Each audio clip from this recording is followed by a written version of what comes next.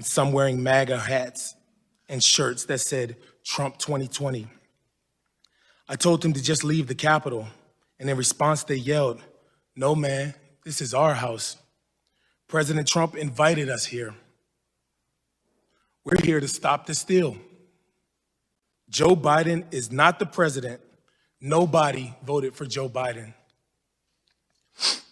I'm a law enforcement officer, and I do my best to keep politics out of my job. But in this circumstance, I responded, "Well, I voted for Joe Biden. Does my vote not count? Am I nobody?" That prompted a torrent of racial epithets. One woman in a pink MAGA shirt yelled, "You hear that, guys? This nigger voted for Joe Biden." Then the crowd, perhaps around 20 people, joined in screaming, "Boo, fucking nigger." No one had ever called me a nigger while wearing the uniform of a Capitol Police officer. In the days following the attempted insurrection, other Black officers shared with me their own stories of racial abuse on January 6th. One officer told me he had never, and in his entire 40 years of life, been called a nigger to his face, and that streak ended on January 6th. Yet another Black officer later told me he had been confronted by insurrectionists in the Capitol who told him, "Put your gun down and we'll show you what kind of nigger you really are."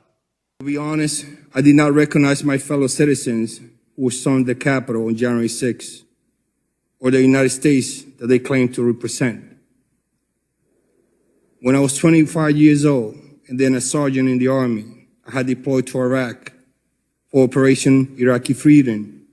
From time to time, I volunteered to travel on IED-infested roads to conduct supply missions for U.S. and allied forces and local Iraqi population as well. But on January 6th, for the first time, I was more afraid to work at the Capitol than my entire deployment to Iraq. In Iraq, we expected armed violence because we were in a war zone, but nothing my experience in the Army or as a law enforcement officer prepared me for what we confronted on January 6th. I too was being crushed by the rioters. I could feel myself losing oxygen and recall thinking to myself, this is how I'm going to die, defending this entrance. In perpetual confusion, I saw the thin blue line flag, a symbol of support for law enforcement, more than once being carried by the terrorists as they ignored our commands and continued to assault us. The acrid sting of CS gas or tear gas and OC spray, which is mace, hung in the air as the terrorists threw our own CS gas canisters back at us and sprayed us with their own OC. Either they bought themselves or stole from us. Later, I learned at least one of them was spraying us in the face with wasp spray. My fellow citizens, including so many of the people I put my life at risk to defend, are downplaying or outright denying what happened. I feel like I went to hell and back to protect them and the people in this room. But too many are now telling me that hell doesn't exist.